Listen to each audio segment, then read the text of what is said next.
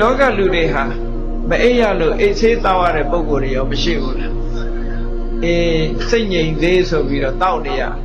နှလုံးသားအပူတွေအကြောင်းမလို့တညာလုံးအိတ်မပျော်ဘူးတဲ့တောကတွေဖြစ်နေလို့တညာလုံးအိတ်မပျော်ဘူးတဲ့အဲ့ဒီအပူတွေကြောင့်အိတ်မရတော့အိတ်ဆေးတောက်ပြီးတော့အိတ်ကြနေရတယ်ဒါဟာတကယ်အဖြေမဟုတ်ဘူး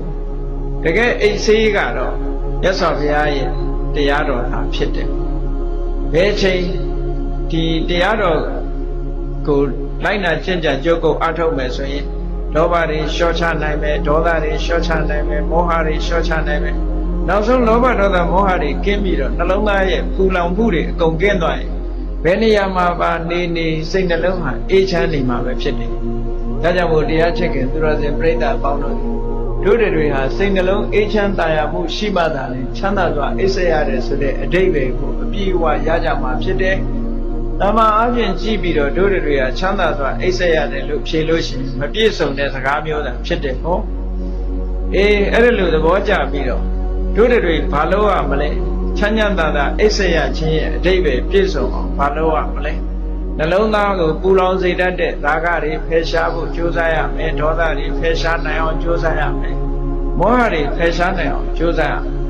ကဲကြိုးစားပြီဆိုတဲ့အခါမှာရာဂဖယ်ရှားအောင်ဘာနဲ့ကြိုးစားမလဲရာဂကိုဖယ်ရှားဖို့ရအတွက်နံပါတ်1ကဘုန်းကြီးတို့တွေရာဂဟာဘာကြောင့်ဖြစ်နေသလဲလို့ဆိုရင်တင့်တယ်မှုလို့စိတ်ကအာယုပြုနေသည့်အတွက်ကြောင့်သူ့ဘနမိတ်ကိုအာယုပြုထားသည့်အတွက်ကြောင့်ရာဂဟာတိုးတဲ့တိုးလာတာဖြစ်တယ်။ဒါကြောင့်မို့လို့မတင်တယ်ဘူးဆိုတဲ့အတုပကမ္မထံ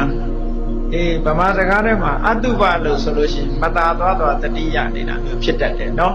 ။အဲ့ဒါကိုပြောတာမဟုတ်ဘူးအတုပကမ္မထံဆိုတာမိမိတို့အသက်ရှင်လျက်ဖြစ်တော်လဲခန္ဓာကိုယ်မှာ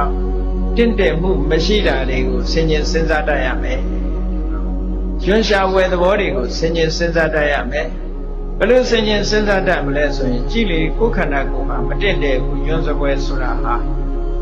အလွယ်လေးနဲ့စဉ်းစားလို့ရတယ်။ကိုယ်ဟု